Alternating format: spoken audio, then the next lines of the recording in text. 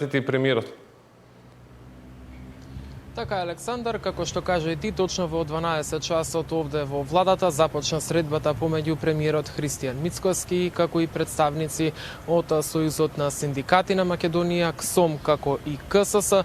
Според информациите кои што до овој момент ги имаме од владата е дека се работи за консултативна средба. Синдикатите пак кои што пристигнаа пред некои десетина минути овде пред владата, рекоа дека нема детали за што се повикани. Ја гледаме изјавата на Слободан Трендафилов, првиот човек на ССМ.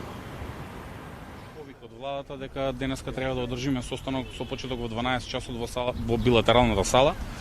Сојуз на синдикатите на Македонија дојде денеска да ја праша владата до кога планира работници да чекаат зголемување на плати, иако немам информација за што точно ќе биде состанокот. Тоа што можеме да видиме е дека и други колеги од други синдикати кои за жал избегаа од камерите ќе присуствуваат на состанокот и дополнително да им кажеме на владините функционери дека едногласно донесовме одлука на јавната седница на органите и телата на ССМ, доколку не ги зголемат и минималната плата и платите на сите работници и доколку 12,6% не се зголемат платите во јавниот сектор, дека ќе треба да поживеат на минималец. Тоа е тоа што можем да ви го кажем за почеток. По завршување на средбата ќе имаме веројатно повеќе детали.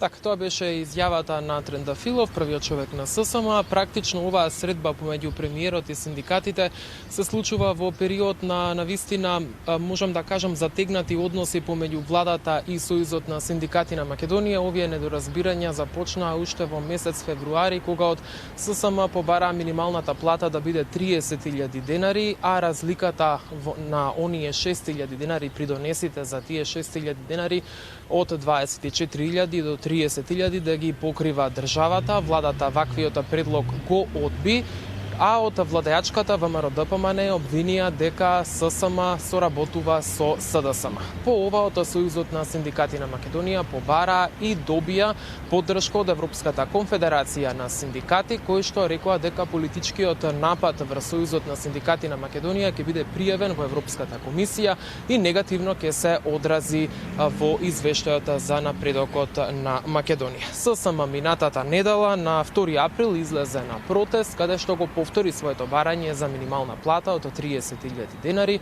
Тие побара и сите останати плати и во приватниот сектор да пораснат за 100 евра, а исто така побара и пратениците, како и сите останати 1000 функционери да се стават една година на минимална плата.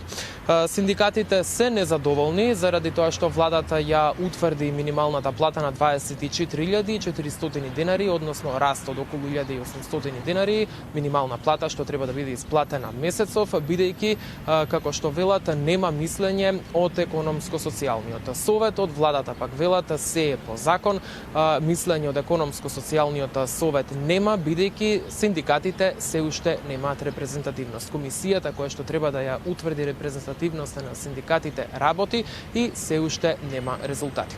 Александар, како што кажав, во тек е средбата на синдикатите, ние ќе очекуваме детали штом заврши. Како што кажав, она што досега е познато е дека се работи само за консултативна средба. Да, ги очекуваме и ние деталите, а ќе ги имаме во следното информативно издание. Мартин Арсов беше пред владата, остануваш таму, те очекуваме во вестите во 16.